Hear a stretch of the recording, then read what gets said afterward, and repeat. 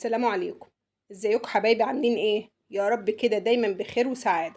ان شاء الله هنعمله مع بعض القرص الطرية الجميلة اللي قدام حضراتكم دي. قرص سهلة وبسيطة واقتصادية، مش مكلفة جدا. ان شاء الله تجربوها بالطريقة دي وتنور رضاكم. شايفين قد ايه طرية وهشة وفي منتهى الجمال. طعم وريحة بسم الله ما شاء الله، رائع جدا. شايفين كمان لونها طالع موحد وجميل ازاي. تعالوا بقى نشوفوا كده واحدة مع بعضينا قد ايه طرية وقد ايه هشة. شايفين الجمال ولونها ابيض زي القشطة. يلا كده نبتدوا مع بعض ونشوفوا الجمال ده عملناه ازاي. معايا هنا 2 كيلو من الدقيق المنخول. هنزل عليهم بمعلقة كده من البودر. كمان هنزل بمعلقة هرمية كده من الخميرة الفورية. هنزل بنص معلقة من الملح. رايح اقلب بقى المواد الجافة دي كلها مع بعضيها. بعد كده هنزل بمج سمنة، مج من مج الشاي العادي ده سمنة. رايحة بس بقى الدقيق مع المادة الدهنية. انا ما كترتش هنا سمنة، ال2 كيلو عليهم مج لان انا عندي الحليب كامل الدسم. فلو كترت مادة دهنية عن المج ده في الاخر بقى هتلاقي القرص مفرفتة منك. فدايما نخلي المادة الدهنية مناسبة مع الدقيق. فانا نزلت بمج السمنة على ال2 كيلو.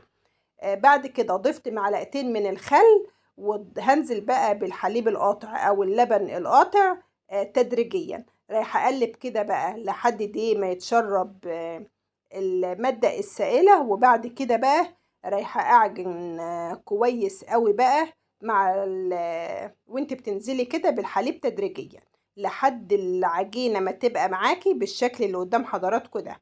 بعد كده نزلت عليها بنقطتين كده من الزيت علشان الوش ما يعملش قشرة. رايحة اغطيها بقى كده بكيس من اكياس التلاجة علشان ما تنشفش وتعمل قشرة. مش هسيب العجين يخمر، يا دوبك بس دقيقتين 3 كده. رايحة احضر فيهم بقى الصينية بتاعتنا.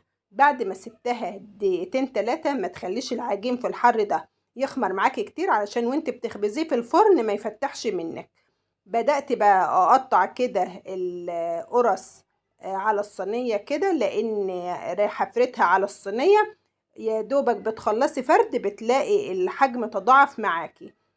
طبعا بعد ما قطعتها وفردتها بالشكل اللي قدام حضراتكم ده، ما تضغطيش عليها جامد وانت بتفرديها علشان يتن سمكها سميك كده وتطلع معاكي اسفنجية وهشة زي ما شفتوها كده في اول الفيديو. بعد حجمها ما تضاعف بالشكل ده، انا مسخنه الفرن الغازي العادي. بعد كده هديته ودخلت الصينية مع المتابعة.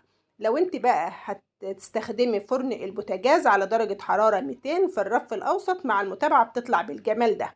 حبايبي يا رب أكون فدتكم بمعلومة، ولو وصلتوا لحد هنا ما تنسوش اللايك، وسلام عليكم.